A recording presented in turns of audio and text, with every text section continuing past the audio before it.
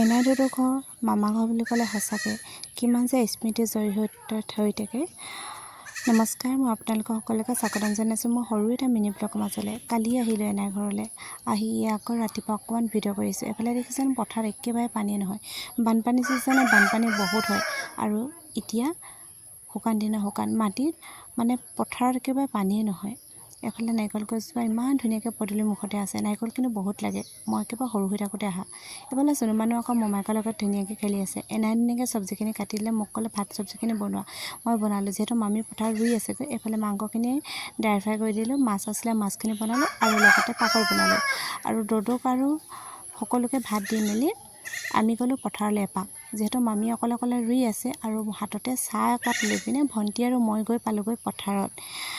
পথাৰ নুৰুলেনো কেনেদৰে হ'ব, যিহেতু খেতি ছিজনত আহিছোঁ আৰু নুৰুলে জানো হ'ব। সেইবাবে দুইজনী গৈ পথাৰত পালোঁগৈ। একেবাৰে সৰু হৈ থাকোঁতে যেতিয়া পঢ়ি আছিলোঁ তেতিয়া আহি পিনে এনেদৰে পথাৰ ৰুইছিলোঁ। আৰু এতিয়া বছৰ হিচাপ হৈ গ'ল আৰু সেইবিলাক বহুত মনত পৰে। কেনেদৰে আহি ফূৰ্তি কৰিছিলোঁ, পথাৰ ৰুইছিলোঁহি। কিন্তু বানপানী ছিজনত অহা নাছিলোঁ, যেতিয়া গৰম বন্ধ হয় তেতিয়া আহোঁ। আৰু এইবাৰ আকৌ গৰম বন্ধতে আহিবলৈ পালোঁ, মানে ল'ৰা যিহেতু স্কুল বন্ধ আছে সেইবাবে আহিব পালোঁ। ভাল লাগিলে আচলতে। এনেদৰে এই স্মৃতিবিলাক খুব মনত পৰে নহয় জানো, এনাইদেউৰ ঘৰ বুলি ক'লে। পিছে এতিয়ালৈ আহোঁ ভিডিঅ'টো কেনে পালে জনাবলৈ